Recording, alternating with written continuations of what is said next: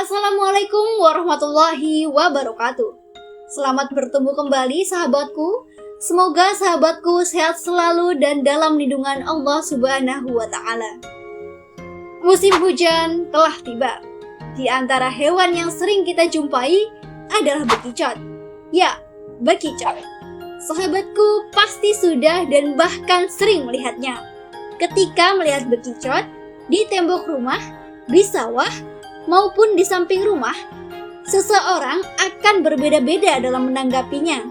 Ada yang jijik dan ingin membuangnya, tetapi ada juga yang mengambilnya, dibersihkan, lalu dimasak, kemudian dimakan. Di beberapa tempat, kita juga sering menjumpai bekicot ini dijadikan sate loh.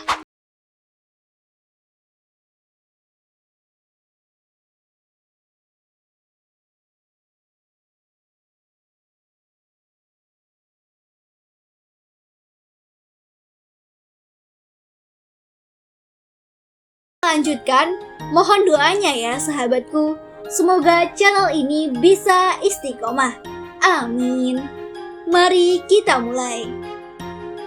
Pertama, kita harus mengetahui bahwa Islam mengajarkan kepada kita agar memakan makanan yang halal dan baik.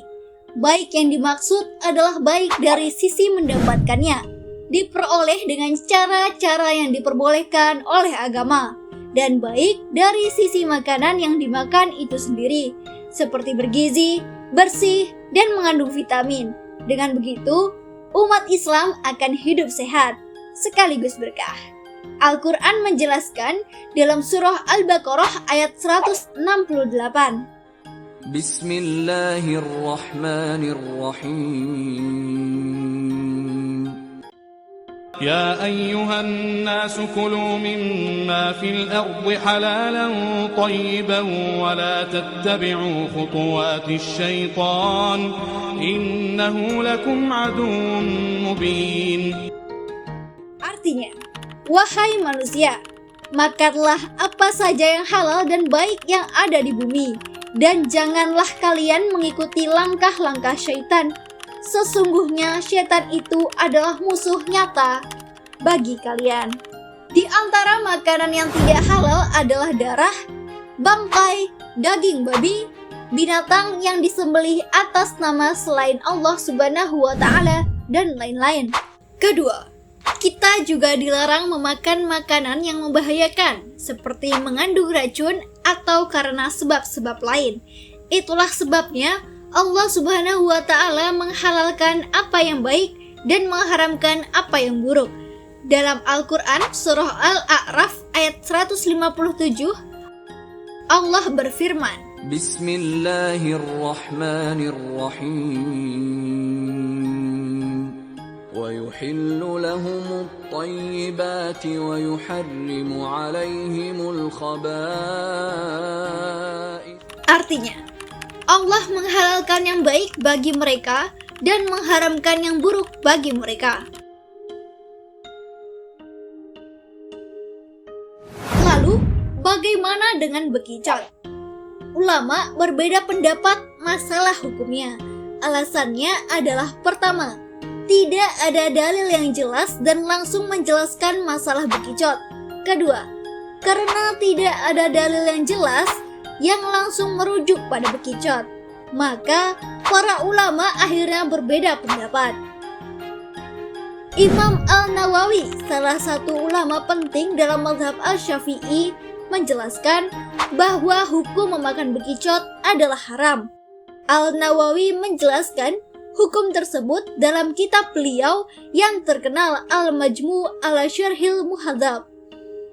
Keharaman bekicot disamakan dengan hukum haram memakan binatang lain seperti kumbang, kalajengking, kecoa, laba-laba, tikus, dan ular.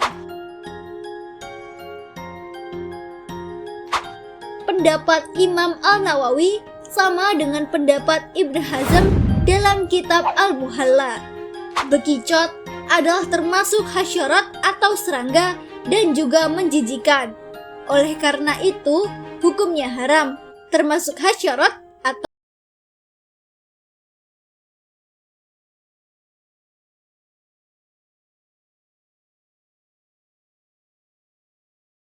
kotor dan menjijikan atau khaba'is.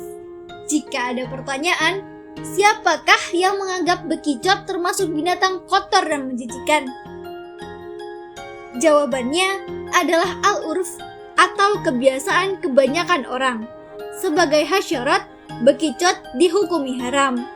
Hukum hasyarat sebagai haram telah dicetuskan oleh ulama Syafi'iyah, Hanafiyah, dan Hambaliyah. Namun, adakah yang membolehkan memakan bekicot?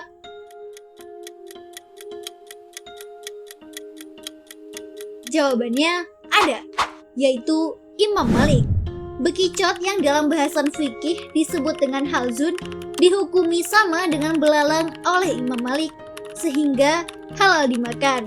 Imam Malik melihat halzun seperti yang ada di Maroko dan bergelantungan dianggap halal yang disamakan dengan belalang yang halal. Namun, halzun tersebut menjadi haram jika mengambilnya dalam kondisi mati. Jadi, halal menurut Imam Malik adalah ketika mengambilnya masih dalam kondisi hidup dan dimasak. Namun, ada juga yang mengambil keputusan dengan mengkompromikan dua kaidah usul fikih, yaitu asal segala sesuatu adalah halal dan asal segala sesuatu adalah haram. Kedua kaidah itu akan tidak berlaku jika ada dalil yang menjelaskan hukumnya secara sahih atau jelas. Dua kaidah ini adalah kaidah untuk menjelaskan jika tidak ada dalil tentang sesuatu yang dipermasalahkan, termasuk masalah bekicot ini. Jalan komprominya adalah jika sesuatu itu membahayakan bagi seseorang, jangan dimakan. Ia haram. Namun, jika tidak membahayakan, diperbolehkan.